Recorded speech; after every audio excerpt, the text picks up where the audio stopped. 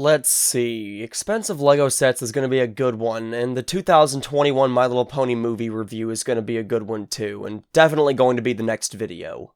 But Sora is the final character in Smash Ultimate, so... Hey Jen. This next video is going to be one we haven't put on the list. How so? Well, the final Smash Ultimate DLC fighter is coming out, and seeing that I have most of the following I do because of Smash Ultimate, I feel it's only natural I talk about it. We'll go back on the list in the next video, but for now, I want to make this. Well, if it's what the fans want, give it to them. That's exactly what I plan on doing. Well, sorta. Well, can you believe it? Sora's in Smash. One of the most requested characters in all of Smash that wasn't a purple-hatted villain finally made his way into Smash Bros.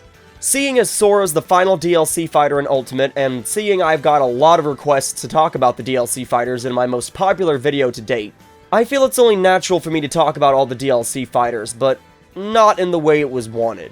Instead, I'll make a compromise and make a tier list on the DLC fighters from Mewtwo in 4 to Sora in Ultimate. Now, this video is going to be a little bit different than my normal ones. I don't have a script to go off of like my previous videos, except for this introduction. It's just notes, and this tier list won't be about the fighter in-game or how good they are in competitive. Instead, I'm taking a different look at them and ranking them based on my own personal opinion on them being in Smash, the response and reaction the characters got, along with how much it means for them to be in Smash Bros. So, with all that out of the way, let's get started. So here it is, we have 19 different fighters that came across all the DLC packs throughout Smash Bros. From Mewtwo being in Smash 4 to Sora being in Ultimate. I'll be going through these fighters in order of appearance and release because I feel it's only natural to go through them like that. So I'm going to go ahead and start off with Mewtwo. Mewtwo, I feel like he'd be good in the B section. He was in Melee but absent in Brawl, so it only justifies his reasoning for being in Smash 4. He was asked for, but not as much as, say, Roy. He definitely got a lot more hype than Dr. Mario did when he came into Smash 4, though. Dr. Mario got zero hype because it was the last veteran from Melee that anybody wanted. Well, you know, except for me. I love Dr. Mario, I don't care what you say, I love him. But considering what Mewtwo is from Pokemon, it's not too bad, so, you know, he'd be good in B, because he's a good, safe character to start the DLC fighters that we have now with.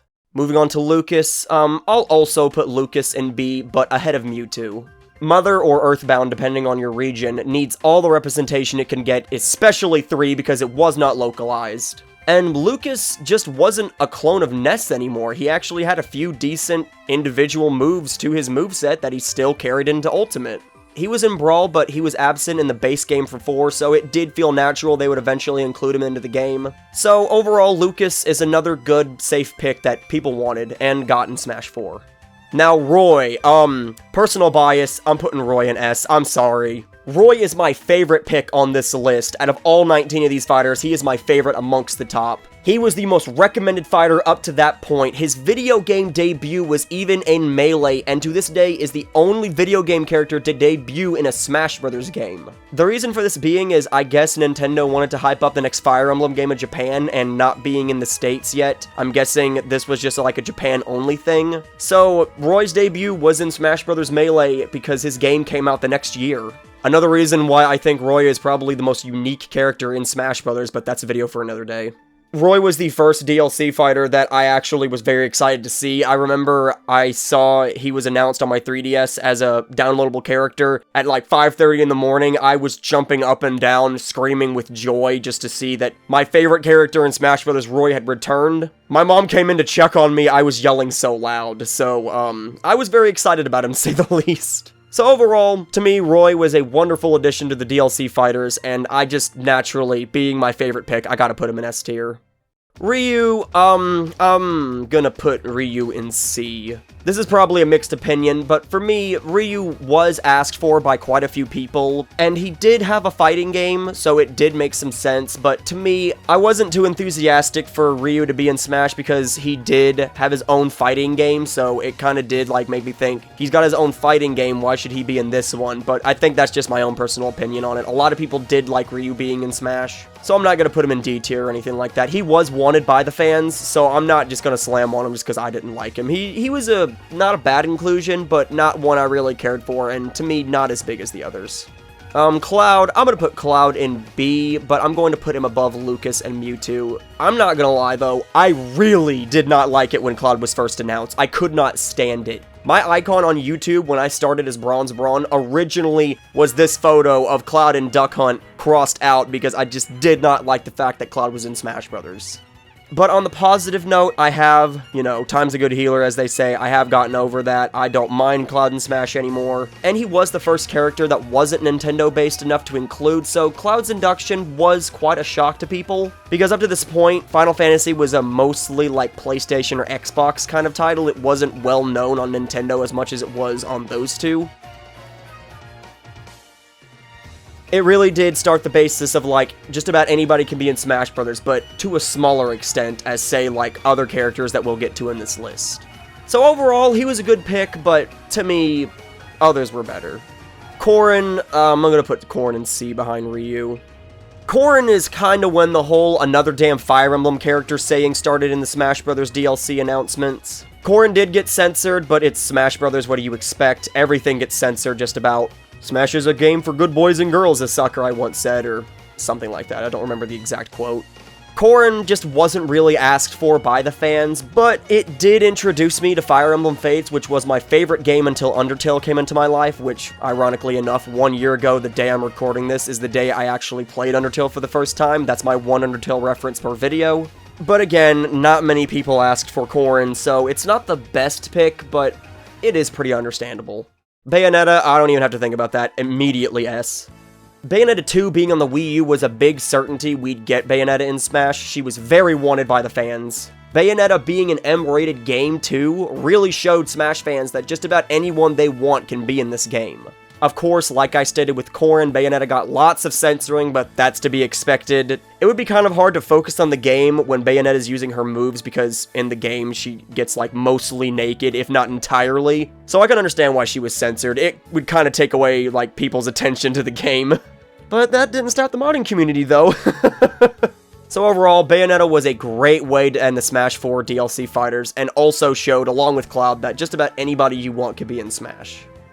Moving on to the Ultimate Fighters, Piranha Plant, I don't even have to think about that either, immediately an F. Nobody asked for this character. It felt like a big middle finger to Nintendo fans who wanted Geno or Waluigi. Being a Waluigi for Smash fan since Brawl, I gotta take out that bitching on somebody, and Piranha Plant is justifiably enough of a reason for me to do that. I gotta do this for one character because Waluigi still isn't in the damn game. He's only an assist trophy. I hate it. And I'm sorry, Piranha Plant has to be the one I'm taking it out on. Not only that, but this is what we get for a pre-order bonus for Ultimate, a character that nobody asked for and wasn't necessarily a good addition. Of course, you can buy Piranha Plant separately now, but up to that point, Piranha Plant was a pre-order bonus, so it just didn't really sit well with me and felt like a waste of a spot with a character that, again, nobody asked for. Moving on, Joker, I'm gonna put Joker in A. I'm not gonna lie though, along with Cloud, I hated the fact that Joker was in this game at first, but now, he's pretty good in my book. It blew the Smash Brothers fans away. From what I've been told too, Persona is a really good game, so it makes sense why he'd be in Smash. It also really showed the fans that anyone could be in Smash due to Joker being a mostly Sony thing. Yeah, Persona was on the 3DS and maybe another Nintendo system I'm unaware of at the time, but Persona was, again, a mostly Sony thing, so it was just insane to see a Sony-based character in Smash Brothers, and it's still crazy to see him in Smash today. Hero from Dragon Quest, I'm also going to put an A. This was a very requested character by the Smash fans and Dragon Quest fans alike. Dragon Quest is a very popular series and is also well known on a good number of Nintendo systems. I also like the different hero skins. That was a pretty good touch because of the different Dragon Quest games throughout the years. So the fact that they just didn't have one hero skin and had like multiple ones, I thought was really cool. I mean, I haven't played Dragon Quest. Hell, I haven't played most of the games these characters are from, which I probably should. I've told a lot of these game franchises are wonderful. But overall, Hero was a very wanted character that shows the fans can get what they want if they ask for it enough. Banjo Kazooie S, above Roy, no question. This was, at the time, the most insane reveal. I myself could not believe it was true. I wanted Banjo Kazooie in Smash since Brawl, just like everybody else did, and the fact that we finally got him, I absolutely loved it. Banjo Kazooie's introduction in the Smash Brothers, along with Joker, Bayonetta, and Cloud, really cemented to Smash fans that literally anyone can be in Smash now. So the fact that Nintendo could make a deal with Microsoft to put Banjo Kazooie in this game, and you know, Smash Brothers being Smash Brothers, Microsoft probably was happy to oblige. It's honestly one of my personal favorite picks since Brawl came out, because I've just wanted Banjo Kazooie in this game for so long, because people have wanted him for so long, and seeing all of the response and reactions from it, it's more than justified. So yeah, Banjo Kazooie is one of the best fighter reveals we've had so far, and is easily an S. Terry, I'm sorry, I'm gonna put Terry in C.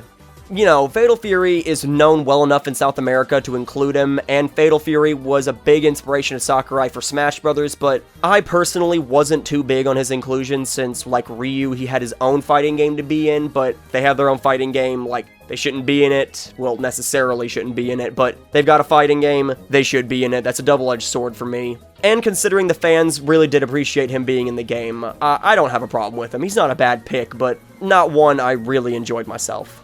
Speaking about not really enjoyed, Byleth, no.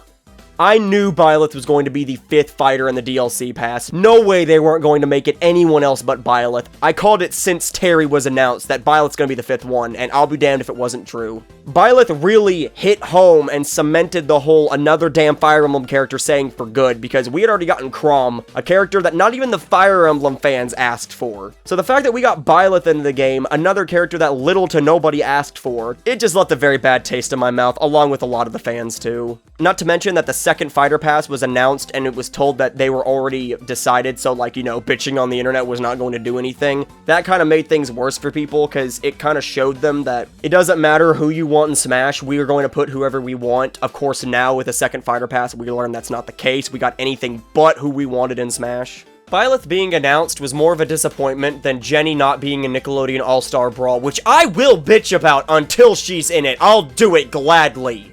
You know what? No. Hell with the tier list right now. Turn the music off even. Jen, don't even think about putting me on a technical difficulty. This needs to be addressed. The show was completely mistreated by Nickelodeon in the first place, and the fact that they didn't put her in a Nickelodeon fighting game, a futuristic, military-grade, artificially intelligent, alien fighting robot with more than enough abilities for a moveset, just further implements the fact that they don't give a shit about the show. I hate it, the show is wonderful, and it further proves Nickelodeon doesn't care about it. This show's community has been clawing and scraping at Nickelodeon to make this show relevant in anything modern day, and they just don't do it. Ever since I rediscovered the show just over a year ago, the only thing that's come out for it is 7 pins and 1 t-shirt. 7 pins and 1 t-shirt. No other merchandise. Nothing. And they didn't even put her in the fucking video game. Why does Nickelodeon keep doing this show wrong? God. Sorry about that random rant. It's just that I love the show to death. It's one of my favorite Nickelodeon shows ever, and the fact that Nickelodeon doesn't recognize it in any way, shape, or form 99% of the time just really pisses me off. But anyways. So, Byleth isn't bad now, but easily one of the worst characters at reveal due to the circumstances and the reaction that the fans gave to it. I wanted Byleth. Fine. But I've said it before, time is a good healer, so I'm going to put Byleth above Piranha Plant because I just hate the fact that Piranha Plant's in this game. Moving on to the second fighter pass, we have Min Min. I'm gonna put Min Min above Lucas and Mewtwo, but behind Cloud. Like I've said with Ryu and Terry, like, Min Min's in a fighting game, so I wasn't too keen on a fighter from a different game being in Smash, but, you know, double-edged sword. Min Min is kind of different than Ryu and Terry for me, because Min Min was from ARMS, which is a Nintendo-based game, so I can understand the inclusion more than Ryu or Terry. And an ARMS fighter was pretty well wanted by the fans, but the fact that it was Min Min kind of shocked a lot of people, because no one expected it to be Min Min. And Min Min's inclusion does show us that Nintendo could give a few odd surprises for fighters, especially since, you know, again, nobody expected it to be Min Min, especially from ARMS. So I think Min Min's a good inclusion, and Swerve Ball of a DLC fighter, worthy enough to put her in B tier. Now, Steve, originally when I made this video, I put Steve in D tier because of my own personal opinions, but after looking further into it, I have to put him, like, in top A, because what can I say? It's Steve. It shattered the internet. I personally knew they'd include Steve after Banjo Kazooie. It was just a matter of time, so I wasn't too shocked or excited to see him in it, but everybody else was. Yeah, people did complain it wasn't Master Chief, but Master Chief is Xbox's mascot. I highly doubt we're gonna get him or Kratos in Smash Brothers. Yes, they got him in Fortnite, but Fortnite is on Xbox and PlayStation. I don't think Microsoft and Sony are gonna let their mascots of their game consoles be put in their competition's best-selling game. I don't think they're gonna do that. I might be wrong with the next Smash Brothers game. But Minecraft was on the Switch and Nintendo-based systems, so it was kind of understandable. Not to mention that Minecraft is the best-selling game ever, so of course it was huge for Steve to be in Smash. I also knew someone who said that they hated Smash Brothers after seeing Steve was announced, which I think is just fucking ridiculous. One fighter being included in a game just does not give you enough of a reason to hate a game. There's so many other reasons you could hate Smash Ultimate. Steve is not one of them. So overall, Steve is easily the most shocking DLC fighter to that point because of just how big Minecraft is and how nobody expected but wanted Steve to be in Smash. Now Sephiroth, I'm gonna put Sephiroth in front of Min Min but behind Cloud and Bee. With the introduction of Cloud, it felt inevitable that Sephiroth would be in Smash Brothers. Final Fantasy is also a pretty good series from what I've seen, and it's very popular, so I'm not going to be complaining about a character that probably a lot of people wanted. Which they did. He was one of the most requested fighters at the time, so the fact that the fans finally got another character they wanted in the game, you know, I can't really complain about that. It was a pretty good pick for a fighter, and overall, really nice to see along with his Final Fantasy buddy Cloud. A lot of it is for my own personal reasons, though. Xenoblade, as far as I know, is a very good series, and it was sad to see just Shulk represented in Smash. And since Xenoblade debuted on the Wii U, a poorly selling console already, it kind of lost a lot of traction. Until, of course, Xenoblade came out on the 3DS and the Switch. So it does feel good to have two more fighters represent the game. Side note, it also certified the question to my most viewed video, who has the biggest chest in Smash Ultimate. It's obviously Pyra and Mythra. And Pyra and Mythra are the first characters to be two separate fighters, so that's new. So that does show that they kind of want to keep along with the whole Zelda Sheik two fighters as one character thing, and it is a nice different touch to the DLC fighters we've gotten so far. If they separated Pyra and Mythra as separate characters in the next Smash Brothers game like they did with Zelda and Sheik, I wouldn't be too surprised, but for now, being two characters as one fighter, I think is a good surprise and an overall nice addition to the DLC fighters we've got. Now, Kazuya, I'm gonna put Kazuya in C, but right above everybody else, because it felt a little underwhelming to me to see Kazuya compared to the rest of the second Fighters Pass. Like I've mentioned, he had his own fighting game, so I can see why he's in, but I wasn't too happy because he had his own fighting game. However, it was surprising to see him compared to Ryu and Terry because, you know, Tekken wasn't that well known on Nintendo systems, so he does get top C.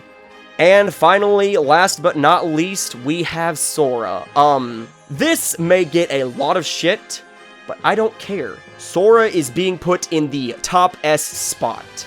Sora is not an S in this video because I wanted him in Smash. Hell, he's not an S because he was wanted in Smash. Sora is in S because of what it took to get him in Smash. Sora is a character owned by Disney, who is the godfather of being shitty with their IPs, and likely where Nintendo got their shittiness for their IPs from. Actually made a deal with Nintendo to have Sora in this game. It cost millions of dollars just to have that 3-ball Disney logo on screen for the short time it was.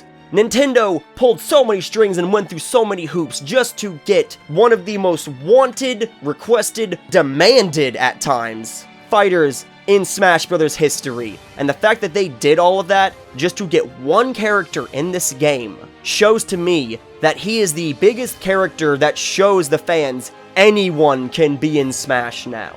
With a few exceptions, though. Okay, so going off script, this is my own personal, improv version of the video. I wanted to talk about this at the end, because this is my own personal, fears and tastes on, how Smash Brothers is at this time. As of recording this video, we are in less than a minute, 3 days away from Sora being in Smash, and seeing Sora in Smash, it was pretty nice to see him, finally, a lot of fans got what they wanted, but at the same time, it kind of shows me a lot of fans aren't gonna get what they wanted in Smash.